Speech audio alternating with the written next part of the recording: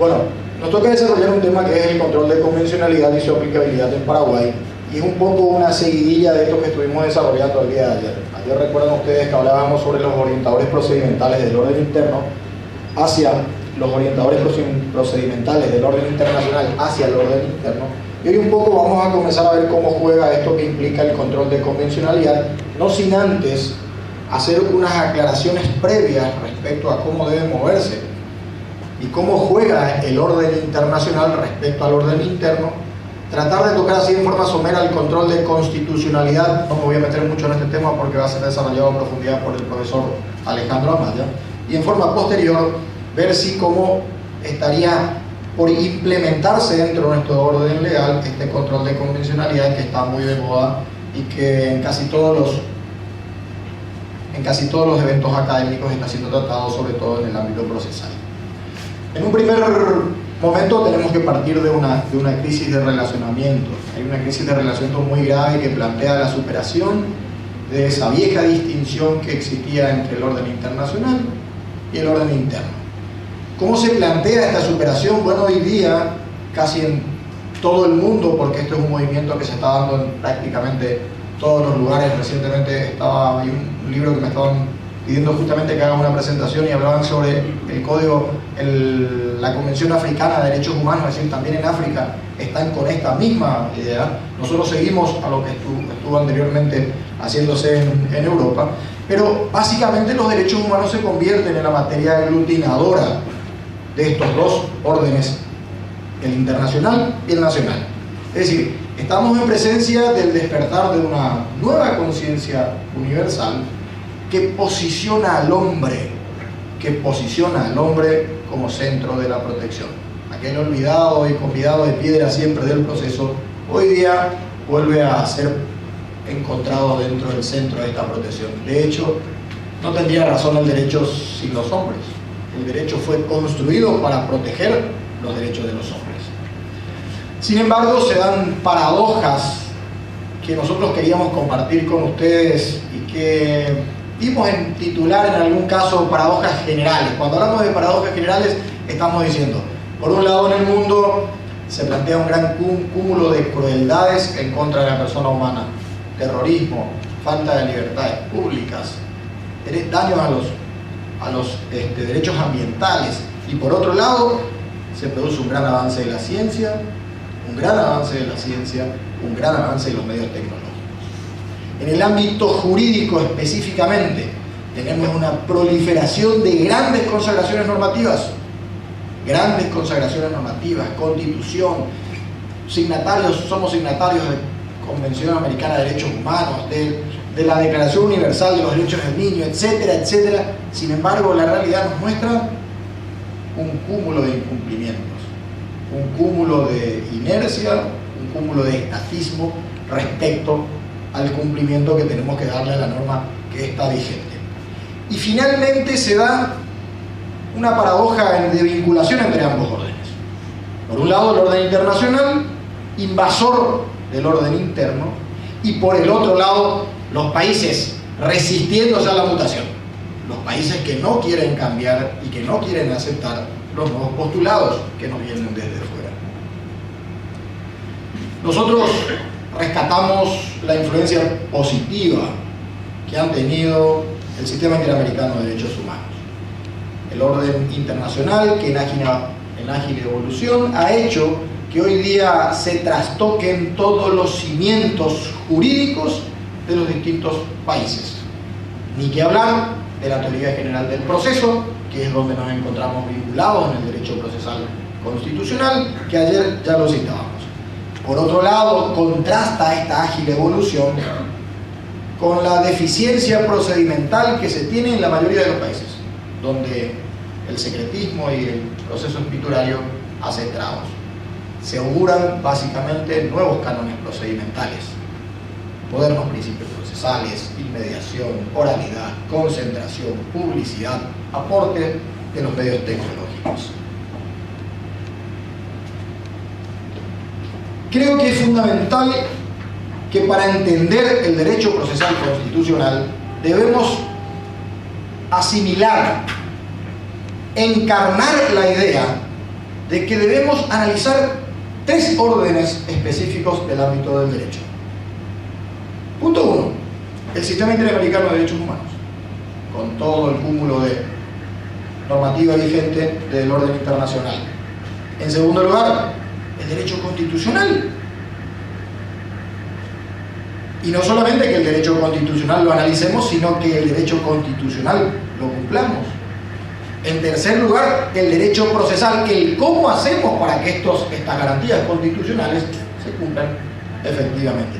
Esos 3 elementos, esa fusión de esta trilogía normativa, es lo que va a generar el estudio del derecho procesal constitucional. Entonces, cuando hablamos de derecho procesal constitucional, no podemos apartar estas 3 figuras básicas.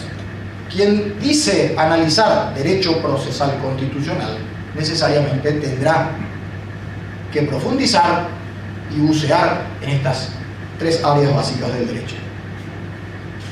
En este contorno, hoy día se plantea la constitucionalización del proceso, que consiste básicamente en la transformación del derecho causado por la Constitución. Esta Constitución invasora, esta Constitución intromisiva en el orden interno, y que nos dice claramente, como hablábamos ayer respecto al neoconstitucionalismo, en definitiva lo que se plantea hoy día es que todo está constitucionalizado. Eso es un poco lo que nos plantea la constitucionalización del proceso. Más allá de la literalidad normativa, hay un sistema constitucional que tiene también un apuntalamiento en el sistema interamericano, que nos habla de procesos basados sobre principios y valores.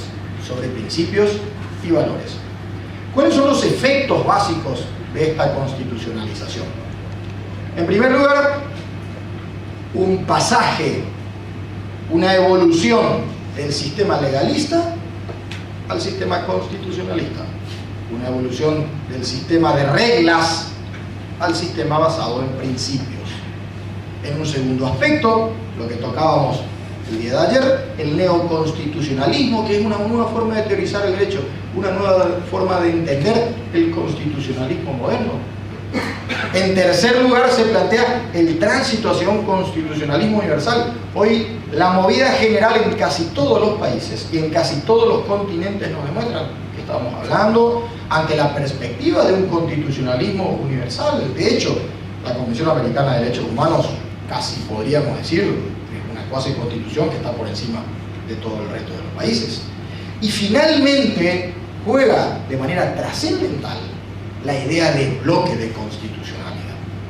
La idea de bloque de constitucionalidad. Y cuando decimos bloque de constitucionalidad, nos está impetrando a pensar claramente que no podemos seguir entendiendo la Constitución solamente basado en el cuerpo literal, sino que hoy día hay más cosas que también son Constitución. Hay principios, valores, procesos que, si bien no están técnicamente en la Constitución, están por fuera de la Constitución y que también deben ser analizados. Aquí es donde comienza a tener una trascendencia fundamental el control de convencionalidad. ¿Por qué? Porque nosotros desde el año 93 hemos aceptado voluntariamente como país ser parte de la Convención Americana de Derechos Humanos. Desde el momento que somos parte de la Convención Americana de Derechos Humanos, estamos diciendo que le damos un rango casi constitucional a los derechos humanos, y mientras no estén en contradicción con postulados constitucionales, tiene que respetarse los derechos humanos. Ergo, si estamos admitiendo una jurisdicción supranacional, esta jurisdicción supranacional tiene incidencia en el orden interno. Aquí sí vamos a tratar de tocar en forma rápida el control de constitucionalidad a los efectos de significar simplemente los aspectos que a nosotros nos parecen relevantes para el derecho procesal constitucional. Y en primer lugar, el control de constitucional vincula un aspecto político. Cuando hablamos del aspecto político, es decir, aborda las funciones que cumple el Estado, el rol que cumple el Estado dentro de los poderes públicos, dentro de una determinada organización social. En un aspecto sociológico se establecen los valores básicos que serán aplicados por una comunidad. Y el tercer aspecto, que es el que nos interesa a nosotros, es el aspecto jurisdiccional. Orienta los mecanismos efectivos de protección. Es aquí, en este punto específico, donde emerge el derecho procesal constitucional. Nos interesa hacer una orden de prelación de las normas vigentes, y aquí queremos hacer una pequeña, nos damos pie a una pequeña opinión, en el sentido de que esta prelación kelseniana, que hasta hoy día sigue vigente en nuestro país respecto a la pirámide kelseniana, ya no es tan piramidal como entendemos, que termine con una punta en una cúspide de la pirámide, sino que hoy día en otros países ya no se tiene esta forma piramidal, sino que estamos hablando de pirámides más americanas, tipo más mayas, aztecas, que terminan en una meseta, pero que para nosotros todavía sigue siendo, conforme al artículo 137 de la Constitución, que establece claramente que la Constitución es la ley suprema de la República, una forma piramidal donde tenemos en primer lugar a la Constitución, luego a los tratados, convenios y acuerdos internacionales sobre derechos humanos, por debajo los otros tratados internacionales que están obligados a respetar los derechos humanos, las demás leyes y decretos. Donde sí hacemos una diferenciación es en el segundo piso. ¿Y por qué lo hacemos? Nosotros creemos que conforme al artículo 142 de la Constitución Nacional, que establece literalmente que los tratados internacionales relativos a derechos humanos no podrán ser denunciados sino por los procedimientos que rigen para la enmienda de esta Constitución, da pie a que podamos entender que todo el espectro legal, el espectro constitucional, tiene que tener en cuenta estos parámetros, estos paradigmas que garantizan los derechos fundamentales, que garantizan los derechos humanos, poniéndolo en un segundo rango. Es decir, no contiene la Constitución una normativa específica que diga los derechos humanos tienen segundo rango, no. Pero sí le da, al momento de dejarlo sin efecto, una potestad cuasi constitucional. Entonces nosotros creemos que el primer efecto que ocasiona es que evidencia que los tratados referidos a derechos humanos, desde nuestra perspectiva, tienen un grado mayor, están por encima del resto de los tratados. De hecho, las resoluciones de la Corte Interamericana de Derechos Humanos, que son precedente obligatorio para nosotros, nos dicen claramente esto. Todos los tratados internacionales que no regulan cuestiones de derechos humanos están por debajo de la Constitución, están por debajo de los tratados internacionales de derechos humanos. Y el segundo efecto es que estipula una cuasi asimilación en importancia a la Constitución, pero sin llegar al mismo nivel. Recuerden, artículo 137, que nos dice la Constitución es la ley suprema de la República. Hablaba hoy de las distintas formas que tenemos. Bueno, esto es un poco un compendio de cómo está organizado hoy día los distintos modelos constitucionales. Tenemos que algunos le dan mayor rango a los derechos humanos, es el caso de México, por ejemplo, donde dice claramente la Constitución mexicana que los derechos humanos tendrán una consideración por encima incluso de la Constitución mexicana. Tenemos por otro lado, en un segundo rango, aquellos que dicen le damos rango constitucional. Si bien no están por encima de la Constitución, tienen el mismo rango que la Constitución. Es el caso de Argentina. Y tenemos otros países como el nuestro, donde tenemos una interpretación restrictiva y se produce un efecto embudo y todo pasa por el filtro de la Constitución. Entonces, son los tres tipos que hemos encontrado de tutela constitucional. Ahora bien, ¿dónde comienza a suscitarse el problema del control de convencionalidad? Comienza a suscitarse cuando todos los estados tienen la obligación de adecuarse a la Convención Americana de Derechos Humanos. Artículo 26, que establece claramente un desarrollo progresivo, perfeccionando siempre a más, nunca a menos. Si bien no hay un mandato concreto de la Convención en el sentido de decirnos que los derechos humanos, los estados están obligados a adecuarse a los derechos humanos, sí existen abundantes fallos jurisprudenciales que nos dicen, señores estados de los distintos países latinoamericanos tienen la obligación de adecuarse a la Convención. Aquí nace el control de convencionalidad. Recién aquí comenzamos a ver el por qué asume un rol tan efectivo el control de convencionalidad. ¿Por qué? Porque esta obligatoriedad de los estados de adoptar en el derecho interno todas las normas que regulen al control, que regulen a los derechos humanos, implica que tiene que ejercerse un control específico que dio en denominarse por Sergio García Ramírez, que fue el primero que utiliza esta normativa en el caso Mirna Mac versus Guatemala en un voto razonado, y lo denominó control de convencionalidad. Luego de utilizarse en varios fallos como votos razonados, en el año 2006, en el caso Almonacid Arellano versus Chile, comienza a implementarse el control de convencionalidad y ya en un voto de toda la Corte Suprema, de toda la Corte Interamericana de Derechos Humanos, que de ahí en más comienza a desarrollar esta teoría.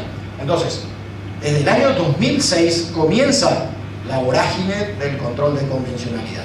Y un poco lo que hablábamos ayer y nos refrescaba la mente el profesor Amaya, nos decía, si bueno, pero el precedente obligatorio que fue dictado para Chile nos corresponde a nosotros aplicar en el orden interno. Bueno, un poco esa era la gran discusión. La Corte Interamericana lo dice claramente, tienen obligación de aplicar. Sin embargo, los estados están un poco renuentes.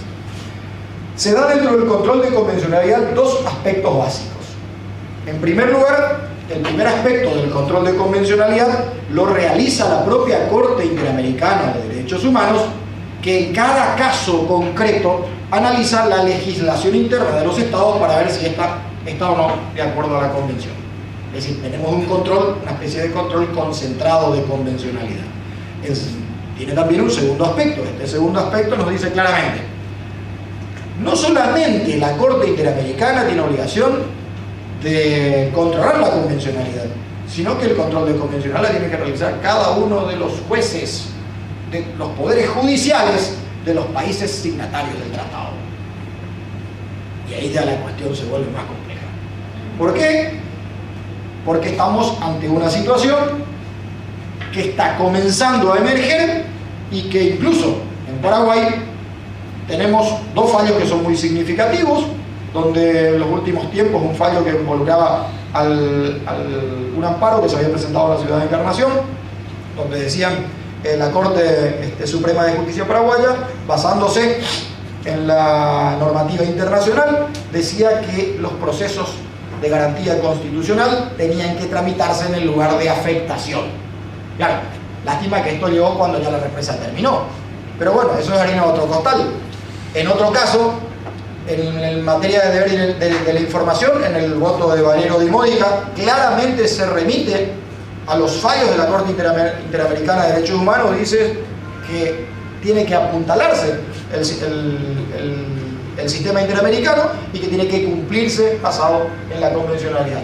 Entonces estamos ya, este sistema ya está introduciéndose dentro de nuestro esquema legal. No estamos hablando de una quimera, estamos hablando de fallos concretos que fueron dictados hace muy poco tiempo y que ya están instando al control de convencionalidad. ¿Cuáles son los problemas que plantea el control de convencionalidad? Bueno, el problema fundamental es que el orden jurídico no está de acuerdo con el orden internacional. Aquí un poco está la resistencia de los estados. El orden jurídico internacional se mueve en un sentido, el orden jurídico interno se mueve en otro. Y hasta ahora no hemos podido congeniar las ideas. Por otro lado, los derechos humanos para Paraguay son posteriores, por ejemplo, al Código Civil, al Código Procesal Civil. Significa que estamos ante un problema de temporalidad. Los derechos humanos que son admitidos en el 93, el Código Civil, si no estoy transcordado, en el 87, el Código Procesal Civil en el 88, 89, significa que ya estaban aprobados y que hoy día siguen vigentes, y nosotros recién fuimos parte del Tratado Internacional en el año 93. Aún así, dice la Corte Interamericana, los estados están obligados a cumplir. Entonces, ¿cómo cumplir? Bueno, digamos que acá estamos ante las preguntas que desgraciadamente hasta hoy día no tienen respuestas.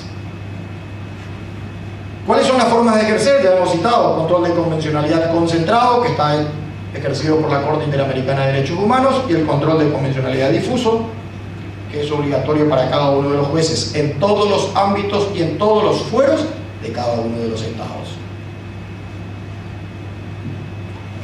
Y aquí sí me quiero detener, y ayer ya había entrado en algo cuando nos hacían las preguntas, los efectos que ha tenido para nosotros el caso Jacques Bock-Casek. El caso Jacques Mocasset, de una tribu aborigen del Chaco paraguayo, que fue una condena que nosotros hemos tenido del año 2010. Y en este fallo en contra de Paraguay del año 2010, la cuestión de si el precedente que era para otro país podía o no ser vinculante para nosotros, bueno, yo creo que acá quedó clarificado. ¿Por qué? Porque al condenar al Paraguay, la Corte Interamericana de Derechos Humanos dice claramente que los estados tienen la obligación de ejercer el control de convencionalidad. Con relación a Paraguay, esta sentencia constituye un precedente obligatorio. Hoy día está como precedente obligatorio de nuestro orden jurídico. Tanto jueces como el Poder Judicial están obligados hoy día, después de este fallo, a emplear la norma internacional. Todo el aparato estatal debe adecuar su praxis a la convencionalidad. Y finalmente, el fallo Jacques Mocasset es el primero que dice claramente que el control de convencionalidad debe ser ejercido, incluso debe ser aplicado incluso de manera oficiosa. Y ahí nos trascordamos y comenzamos a pensar ya más agudamente y tenemos más problemas aún. Es decir, para el Paraguay, que es un precedente obligatorio, nos están obligando a que todos los jueces, incluso de manera oficiosa, apliquen la Convención Americana de Derechos Humanos. ¿Qué trabajo álgido nos queda? ¿Cuáles son las particularidades del control de convencionalidad? En primer lugar, que no se trata simplemente de la Convención Americana, sino que estamos hablando de la aplicabilidad de un corpus juris convencional. Y cuando hablamos de un corpus juris convencional, estamos hablando de la Convención Americana de Derechos Humanos, los tratados contra la tortura, protocolos contra la tortura, tratados de protección del niño, todo lo que refiere a protección de derechos humanos. O sea, estamos hablando de un cuerpo legal que excede en gran medida a la Convención Americana. También se planteó esta cuestión de si correspondía o no con este control de convencionalidad una inmiscusión en la soberanía de los estados, que es un poco de lo que ayer ya habíamos hablado. Bueno, la Corte Interamericana ha dicho claramente, aquel país que ha optado libremente, libre y voluntariamente, en uso de sus potestades constitucionales, ser parte de la Convención Americana de Derechos Humanos, señores, pues simplemente lo que tiene que hacer es cumplir. No estamos violando ninguna soberanía, porque en definitiva, Paraguay soberanamente decidió ser parte de la Convención Americana de Derechos Humanos. El día que Paraguay quiera dejar de ser parte de la Convención Americana de Derechos Humanos, pues sencillamente tendrá que plantear lo que hizo hace poco tiempo Venezuela y salirse del sistema. Mientras tanto, estamos dentro del sistema. Entonces no hay ninguna violación de soberanía. Por otro lado, la Corte nos dice en el control de convencionalidad que todas las normas anticonvencionales tienen que salirse del sistema, y acá tenemos problemas más graves. No solamente nos dicen, no, esa norma que está en el Código Civil o en el Código Procesal Civil es inconvencional, sino que nos dicen, si nosotros declaramos inconvencional esa norma tiene que salirse del sistema. Entonces ya los problemas comienzan a ser mucho más graves. Ayer hablábamos de la doble instancia y citábamos como ejemplo que la Corte Interamericana en varios fallos ha dicho que se tiene que garantizar la doble instancia. Bueno, el Código Procesal Penal, el artículo 417, si no me equivoco, establece solamente doble instancia para discutir el derecho, no para discutir los hechos. Y la Corte Interamericana nos ha dicho, tiene que tratarse de una doble instancia que garantice una revisión integral, hechos y derechos. Entonces, ¿qué pasa? Ese artículo 417, ¿cómo hacemos para que se salga del sistema? Bueno, son todas las preguntas que plantea hoy día el control de convencionalidad. Un involucramiento de todos los poderes del Estado.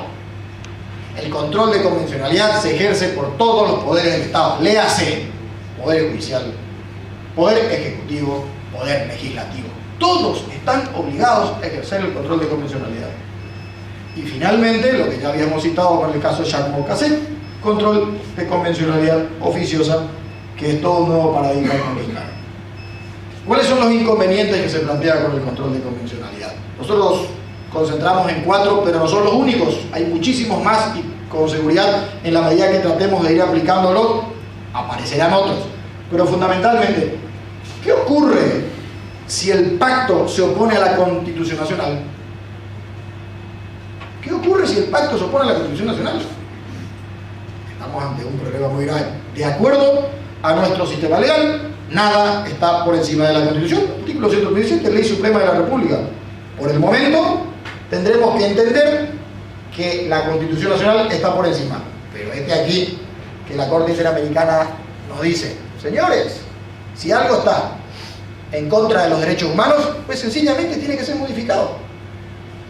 Otro problema grave. ¿Es realmente factible realizarla por los jueces? Bueno, yo creo que esto es la materia de discusión que se tiene no solamente en Paraguay, sino que se tiene en casi toda Latinoamérica. En casi toda Latinoamérica están discutiendo si realmente los jueces pueden o no aplicar este control de convencionalidad. ¿Cuáles serían los alcances de la inconvencionalidad, que es la que citamos recientemente? Si hay normas inconvencionales, ¿cómo las sacamos del sistema? Y por otro lado, ¿cómo se ejercería el control de la aplicación de convencionalidad? Todas preguntas que hasta este momento se encuentran sin respuestas, que podemos adelantarnos en decir algunas opiniones, pero en definitiva ningún país ha encontrado solución a toda esta problemática. Es un tema en plena ebullición y que nos está trastocando todos los cimientos más básicos.